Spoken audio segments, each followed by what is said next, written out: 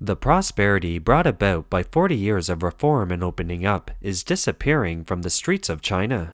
Nearly 460,000 restaurants folded in the first quarter in China, an increase of 232% over the same period last year, and the downgrade in consumption has spread to Hong Kong.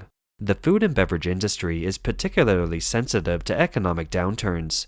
The massive closure indicates that the CCP's new policies aren't working and that China's economy is unlikely to pick up. How has it happened? Let's first look at the poor man's combo promoted by the increasingly shrewd young Chinese. On the Chinese web, a poor man's combo has been circulating. It consists of that in the morning, one spends 3 yuan or 40 US cents to eat a breakfast buffet. For lunch, one chooses a KFC OK combo for $2.70. In late afternoon, one enjoys a cup of coffee for $1.30 for a refreshment.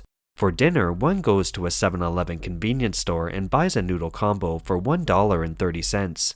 And in the evening, one goes to a supermarket to pick up discounted goods after 8:30 p.m. It's not a joke, but a growing trend in China. 3块钱的自助，有菜有肉，还有海鲜，关键还送饮料。这个老板碰到我俩真倒8杯的血没了。我们今日消费6元。This customer says that if you have a thick skin, you can eat till you drop. This lady filmed the buffet showing what was available in a buffet that cost only 83 US cents. This blogger explained that there was a wide variety of food, including ribs, burgers, vegetables, and various pastries and fruits. There was also milk, coffee, egg tarts, and soy milk. It looked like the case one could eat as much as one likes. The lady was very pleased. Do you have a buffet here for 3 yuan or 40 US cents? Yes, we do. Really? Yes, it's 3 yuan per person, an unlimited buffet. For 3 yuan, I've had it in many different ways, and all of them are delicious. I had 3 bowls of rice. A well-known Chinese fast food brand offers a 40 US cent breakfast buffet with 7 different kinds of food items. This well-known brand also offers a $2 rice combo with 2 dishes. Some tea chains are offering a $1.30 milk tea combo. A video shows that IKEA in China is also joining the competition for the low-price combo. To promote the business, one store launched a combo on the weekend where 10 meatballs cost only 10 yuan. However, if one thinks about the vicious competition, can restaurant owners make any profit at such low prices? Gone are the days when it cost $10 for 8 dishes and $14 for 10 dishes. Now it's $1.40 or double the amount that can be spent as a voucher worth $14. With less than $2.80, one gets to feed 4 people well. After all, the trend of closures has already begun. In a very short period, we have seen too many owners putting up their restaurants for lease. The restaurant industry is in a situation where I won't let you survive if I can't survive. It's not that they're all crazy, it's just that reality has driven the operators to this point. In the dining time, the restaurant has more waiters than customers. To operate a restaurant is to make money. Everyone knows this price war is poison, not a long-term plan, but what can you do? In my years in the industry, I have never seen restaurants being so desperate and saved in this way. When will these days ever end? There is still a long way to go to correct this unhealthy competition in the catering industry. But protecting your network information requires only one simple action: install Surfshark VPN. Did you know that numerous countries now mandate that internet service providers retain citizens' online data and metadata on the government's behalf? Consequently, your online actions, browsing history, personal data, and geographical location could be monitored and logged at any moment. Surfshark VPN, your passport to an unrestricted internet experience. Surfshark envelopes all your online activities in military-grade encryption. It conceals your true identity, provides an alternate ID for added privacy, and upholds a stringent no-logs policy to ensure your browsing history, geographical data, and personal information remain confidential. If your emails, passwords, credit card details, or personal identification numbers are ever compromised, Surfshark promptly alerts you. Connect instantly to your preferred content and websites via the expansive network of over 3,200 servers in over 100 countries, regardless of your global location. Whether at home or on the go, Surfshark offers comprehensive digital protection across all your devices. A single subscription to Surfshark guarantees the online security of every electronic device owned by you and your family. Surfshark VPN stands as an assurance of your digital safety. To claim an exclusive offer and an extra 3 months of complimentary service, click the link in the video description and use the promo code China Insights to get the best deals. Surfshark VPN also provides a full refund if you are not completely satisfied within 30 days. Okay, thank you for your patience. Now, let's get back to the video. In the video, the blogger said, "A restaurant owner who has been in the business for over 20 years cried in front of me. The catering industry is in a particularly difficult time. Instead of so-called revenge spending after the epidemic, the industry is now faced with revenge and vicious competition. I thought I would have a great year in 2023, but I'm facing the worst winter ever in the food and beverage industry, where one can have a beef noodle combo for 80 US cents, and that's unlimited noodles. There's no such thing as a bottom price, only the lower price." This blogger confirmed the conclusion of the previous owner that the general reality in China's food and beverage industry is that those operators can't survive, and they don't want their peers to survive either. If you want to engage in this kind of low-price marketing with no bottom line, it will only bring your restaurant to a quick end. So far this year, due to competition and declining traffic, the restaurant industry has been caught up in a rare spiral of low prices. It has become a normal phenomenon to use low prices to attract customers. Many restaurants have joined the price war, trading profits for traffic and engaging in low-price group buying activities. It's because restaurants lack customers or the customer flow has declined. The operator wants to get traffic with low-price promotions, or the neighboring competitors are running low-price promotions and drawing your customers away. And you get in on the action, hoping for a quick turnaround. There is an old saying in China, food is the first priority for the people. Chinese people love to cook, making food for their family, friends, and customers. This industry also attracts more and more people after the epidemic because of its low entry barriers. Especially during the unemployment wave, many people cannot find a job and plan to start their own businesses. Some people also have savings that they want to invest but don't know what to do. With the mentality that food is the first priority for the people, they try the catering business. But they never expected that they would encounter such a serious blow and disappointment. The latest data from the National Bureau of Statistics of China shows that 459,000 food and beverage enterprises in China deregistered and suspended operations in the first quarter of 2024, of which 167,000 accounted for January, 112,000 for February, and 180,000 in March, representing an increase of 232.6% over last year. It was 140,000 in the first quarter of 2023. Well-known or well-established restaurants in mainland China are also closing their doors and going out of business. For example, the leading new Chinese bakery brand filed for liquidation earlier this year. A fashionable dim sum brand was deregistered in February 2024. In its heyday, it had over 60 stores in China. This reality isn't hard to understand. The food and beverage industry is particularly sensitive to economic downturns. It's the hardest hit when the economy goes down. Compared to other industries, it's an area that enhances lifestyle. It isn't a necessity.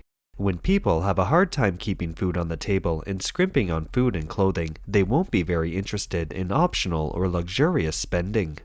The man in the video is in Chengdu, Sichuan province. He is a businessman who recycles restaurant supplies. He explains that there are too many restaurant supplies to collect and they can't be sold. He describes the true picture of secondhand recyclers all over China. He lamented that this year's restaurant market is too abnormal. In March, there was a massive wave of closures, and then there were few people to take over the business. He sighed that there are no customers in such a big market. There was no one to take over such good stoves and stainless steel products, which have all become waste now. After the Chinese New Year, they had to collect 4 to 5 restaurants a day on average. We prepared 2 million yuan or US 280,000 to collect the used kitchen supplies. And now, in less than a month, the 2 million has almost been spent. At this time last year, many people were operating catering businesses. These secondhand kitchen supplies were sold out at that time. However, this year it is a good harvest but not a good sale. Not only are secondhand catering supplies not selling well, but the stock of new catering supplies from many manufacturers is also piling up like mountains.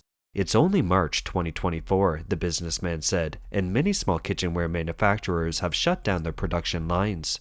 There is a serious overcapacity in kitchenware production, and it's the case all over the country. He is worried that the goods he received at a cost of several million yuan might not be sold, putting him out of business too. According to official data, China's total retail sales of consumer goods rose 3.1% year-on-year in March, far weaker than the previous numbers and expectations. This means China's economy is teetering on the brink of widespread deflation and weak domestic demand. Consumers will inevitably tighten their purse strings in an economic environment where domestic demand cannot be stimulated. Food and drink are a very important part of consumption in China, but consumers are saving for the day. Worst of all, consumer confidence continues to crumble. The consequences are serious. A massive closure of the food and beverage industry will lead to increased worries about the economy. It'll make some of the observable indicators of the economy particularly ugly and lead to greater fear in the marketplace. There is no doubt that the wave of restaurant closures will impact China's economy. First, it will lead to massive unemployment. It'll bring on another wave of unemployment that will be even more devastating. The impact will extend to various aspects such as food takeout. Secondly, the food and beverage service sector will affect the activities of the entire commercial district down the road, which is closely related to commercial real estate and business services. The above scenarios show that China's economy hasn't been able to improve on the consumption front and continues to move towards a more dire situation. The downgrading of consumption in China has also spread to Hong Kong.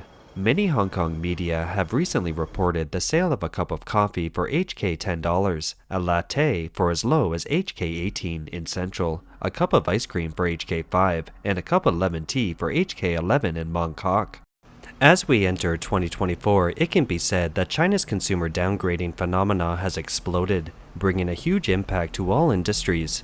Even the IPO market is facing the same challenge. On April 23rd, China's milk tea chain Cha Panda had its IPO on the Hong Kong Stock Exchange. It was the largest IPO in Hong Kong this year, but it fell below the issue price right at the opening bell, dropping more than 38% at one point, and still plummeting by nearly 27% at the close of the trading session. In addition, the number one tea-drinking stock, Na Yuki's Tea, which debuted in Hong Kong IPO in June 2021, had a listing price of HK $19.80 at that time, with a market capitalization of more than HK 30 billion. However, less than 3 years later, the stock recently closed at HK $2.26, with a cumulative landslide of 89%. The downward pressure on Hong Kong's overall economy should be greater than that on the mainland. This is because Hong Kong used to be the economic center of Asia and the third largest in the world. But now Hong Kong has slipped. In the past, a large number of foreign organizations, some regional ones such as those in the Greater China region, had their regional headquarters in Hong Kong. Now, most of them have either reduced their scale or withdrawn from Hong Kong. For Hong Kong as a whole, there has been a drastic drop in middle and high-end consumption. In addition, Hong Kong used to be a financial services center, but now a large number of foreign investors have moved to Singapore and Japan. This part of the investment in Hong Kong has also been reduced significantly, so it's obvious that Hong Kong's overall profitability and economic activity has also declined significantly. Some analysts say that the market between Hong Kong and China has become increasingly homogeneous. That is to say, Hong Kong can no longer be more defensive or make an appropriate cut from the mainland Chinese market. So why is it so hard for China's economy to pick up? During the last 3 years of the epidemic, the CCP implemented a strict control policy, leading to many enterprises' closures. The Chinese economy is expected to recover in the aftermath of the epidemic. Beijing has also been trying to save the economy, recently promoting a new term, new quality productivity, which means replacing traditional real estate and other economic drivers with the new triad of electric cars, lithium-ion batteries, solar cells, and so on. Unfortunately, it's not very effective. Currently, Beijing's bailout measures aren't functioning as well as they should for a number of reasons. First, China's economy is, in fact, largely export-driven. However, China's tense international relations have dealt a heavy blow to its export industry, resulting in the failure of its economic engine, the main engine. In addition, the condition of the real estate market and China's exports are in perfect sync with each other. In March of this year, China's new home prices fell the most in more than 8 years, and the debt crisis of large real estate companies continued to dampen demand. Real estate, which accounts for a quarter of China's GDP, is also a significant part of Chinese people's wealth profile, estimated at 70%. As real estate has depreciated in value, Chinese people have become even less inclined to spend. Beijing is changing its economic strategy, proposing new quality productivity and so on. But this relies on China's current consumers, who are burdened with higher taxes and lower social security, and they don't have enough money to buy these new quality productivity products. As we can see, electric cars, lithium batteries, and solar cells, which the Chinese government strongly supports, also need to be exported to other developed countries around the world. And now, international relations and international trade are so strained. Even if this new quality productivity will fly, to whom will these products be sold? This is a big question. The so-called new quality productivity has long been an overcapacity in China. It has led to vicious competition without a bottom line. It is, in fact, a competition at all costs, and the profit of electric vehicles is very low, less than $150 for a unit. The entire economy of China is in serious trouble. Despite the low profit margins, Chinese manufacturers are still willing to make them because the CCP gives them huge subsidies. So, this unique model of Chinese manufacturing has not only messed up its own market, it has also messed up the Hong Kong market, and even the American and European markets. U.S. Treasury Secretary Yellen visited China in early April. Some of her proposals for solving China's economic woes contain ideas that Beijing should consider. For example, her proposals include guarantees for the elderly, suggesting that when the elderly are given guarantees, then the pressure on the entire family to spend money will ease, and people will dare to spend at the market. But the Chinese media have focused more on the fact that Yellen used Chinese chopsticks, while at the same time promoting the cuisine of the Sichuan province. It's not that the Chinese media don't understand what Yellen is saying, it's just that they know that the CCP doesn't like what Yellen has proposed. The Beijing government believes that the U.S. Treasury Secretary's proposal is a hidden criticism of the CCP. That's why the official media have tried to avoid the issue. After her visit to China, Yellen recently spoke on several occasions about her concerns about China's overcapacity. We're engaging in a dialogue about balancing growth in the domestic and global economies. And a long-standing theme in discussions about China is the need to support domestic demand, and in particular to boost consumption, not on a transitory basis, but on a, for an economy at its stage of development, consumer spending as a share of GDP is incredibly low in China. Its savings rate is close to 45%.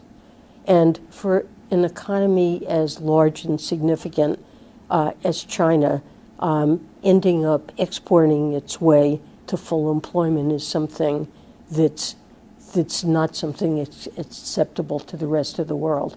Many Western economists and politicians expect China's economy as a whole to go back to the past, such as continuous reform and opening up, treating foreign businessmen equally, etc. They also hope that the CCP will observe the principle of fairness in international trade. They don't seem to understand till this day the nature of this Red Party. It's impossible to make the CCP change its mindset and system fundamentally. The world is changing, but the CCP has never really changed its essence.